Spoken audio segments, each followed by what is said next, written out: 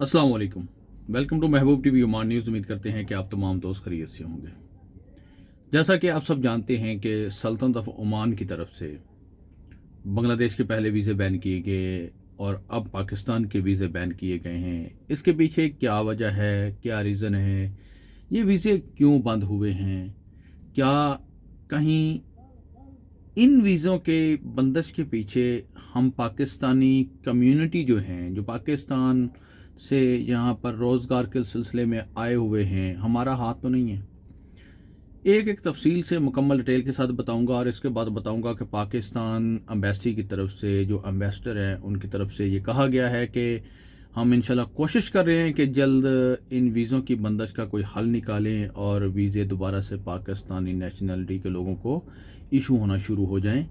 वो पूरी कोशिश कर रहे हैं। उनकी तरफ से तमाम पाकिस्तानी कम्युनिटी के लिए एक पैगाम भी था कि आप तमाम जितने भी पाकिस्तानी लोग यहाँ पर रहायश पजीर हैं, ख्वाह वो किसी भी सिलसिले में आप बिज़नेस कर रहे हैं या आप वर्कर हैं या आप यहाँ पर विज़िटर हैं, तो बराए करम बराए मेहरबानी स्कैम्स जो हैं ये ना करें, किसी के साथ धोखा ना करें, किसी के साथ फ्रॉड ना करें, किसी को लूटने की नीयत से आप यहाँ पर ना आए। बल्कि आप यहाँ पर अगर आते हैं तो आप अपना माइंड बना के आएँ, एक माइंड सेट करके आएँ कि अगर आप विजिटर हैं तो आप विज़िट करके यहाँ से एक्सेप्ट करेंगे, ना कि आप यहाँ से रफू चक्कर हो जाएंगे, इधर उधर हो जाएंगे। जो लोग भागते हैं यहाँ से सल्तनत ऑफ ओमान से विज़िट वीज़े पे आके भाग जाते हैं, यहाँ से खली वली हो जाते हैं, उनके बहुत से नुकसान होते हैं। एक तो वो जो कंपनी उनको स्पॉन्स कर रही होती है। मैं आपको बता दूं कि जो विज़िट वीज़ा है ये पाकिस्तानियों को आसानी से नहीं मिलता।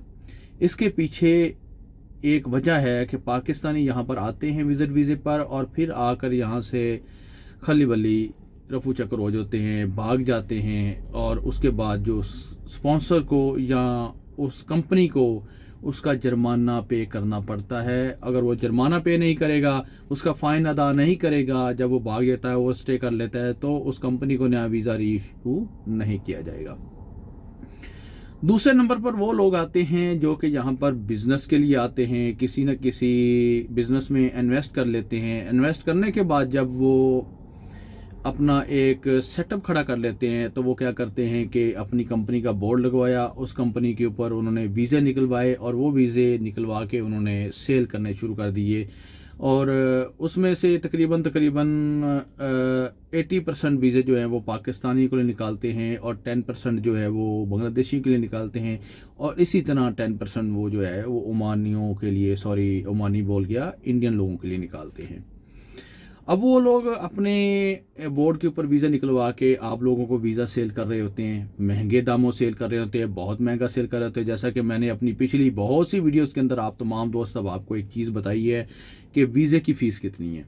उसमें मैंने आपको वर्क वीज़े की फ़ीस के बारे में बताया, बिज़नेस वीज़े की फ़ीस के बारे में बताया, इन्वेस्टर वीज़े की फ़ीस के बारे में बताया और आपको मैंने वर्क वीज़े की फ़ीस के बारे में बताया। वीज़े की फ़ीस तो सबको ऑलरेडी पता है, मालूम है कि विज़िट वीज़े की फ़ीस कितनी होती है।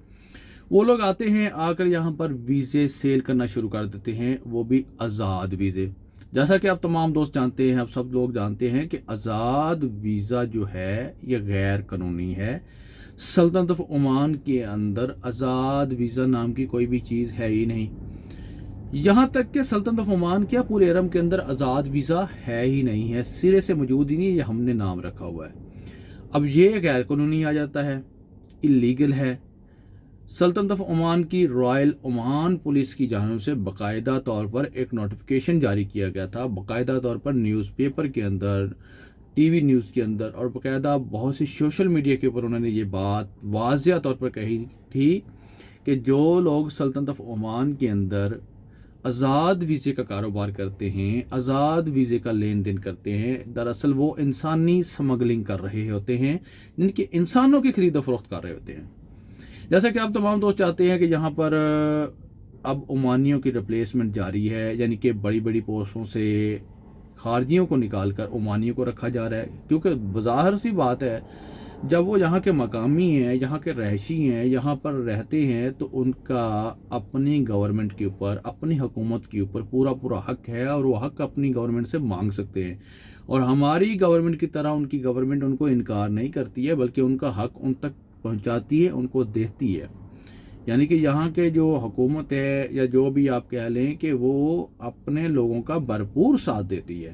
یہ نہیں ہے کہ آپ کی بات سنی انسنی کر دی اور بس خالی ولی، ایسا نہیں ہے۔ میں کہہ رہا تھا کہ جب وہ ویزے نکلواتے ہیں، آزاد ویزے دیتے ہیں، مہنگے داموں دیتے ہیں، جہاں پر لوگ آتے ہیں ان کو کام نہیں ملتا، روزگار نہیں ملتا ہے، پھر وہ اس کمپنی کے خلاف شکایت کرتے ہیں، یا پھر وہ اس کمپنی کے خلاف کیس لڑتے ہیں، یا پھر ان کو کینسل کر دیا جاتا ہے، ڈرا دھمکا کر واپس بھیج دیا جاتا ہے، ان سے مزید پیسے لیے جاتے ہیں، اور وہ لوگ اب کہاں پہ کمپلین کریں گے؟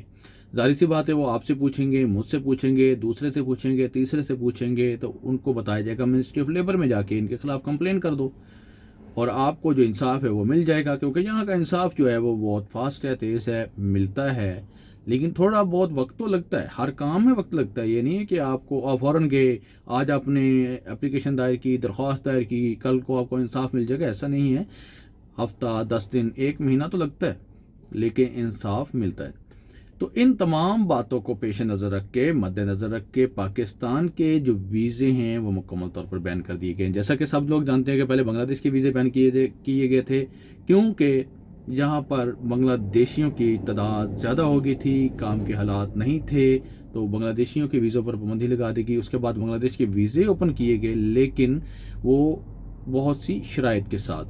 ایک تو آپ کو کسی نہ کسی کام میں ہنرمند ہونا چاہیے، دوسرا آپ کے پاس کوئی نہ کوئی ڈگری ہونی چاہیے، آپ پڑھے لکھے ہوں، آپ کو کسی نہ کسی کام میں لازمی ہے کہ ایکسپیرینس ہو۔ اسی طرح دبئی، متحدہ عرب امارات نے پاکستان کے ویزے بین کیے، بعد میں ری اوپن کیے، لیکن وہ بھی آپ کو اٹیسٹڈ ڈگری جمع کروانی ہوگی، ساتھ آپ کو اپنا ایکسپیرینس لیٹر دکھانا ہوگا، آپ کو بتانا ہوگا کہ آپ کو اس کام کے اندر مہارت حاصل ہے، پھر آپ کو دبئی کا ویزا پاکستانیوں کو جاری کیا جاتا ہے۔ اسی طرح یہاں پر بنگلہ دیشیوں کو بھی اسی بنیاد پر ویزا جاری کیا جاتا ہے کہ آپ پڑھے لکھے ہیں، تعلیم یافتہ ہیں، آپ کو کسی نہ کسی کام کے اندر مہارت حاصل ہے۔ تو میں نے آپ تمام دوست احباب سے بہت لمبی چوڑی گفتگو کر دی ہے، بات چیت ہماری ہو گئی ہے، آپ نے یہ ویڈیو دیکھ لی ہوگی، اس کو سوشل میڈیا کے اوپر بھی آپ نے شیئر کیا ہوگا، اور اس کے علاوہ یوٹیوب چینل محبوب ٹی وی کو بھی آپ نے سبسکرائب کر لیا ہوگا۔ ویڈیو کو لائک کر کے کمنٹ سیکشن کے اندر آپ نے اپنی رائے کا جو اظہار ہے وہ ہر حال میں کرنا ہے، لازمی کرنا ہے۔ اگر میری کوئی بات بری لگی ہے تو میں پیش کی آپ تمام دوست احباب سے معذرت خواہ ہوں۔ اسی کے ساتھ آپ تمام دوست احباب سے چاہوں گا اجازت۔ آنے والی ویڈیو تک اپنا رکھیے خیال، اور مجھے رکھیے دعاؤں میں یاد۔ اللہ حافظ۔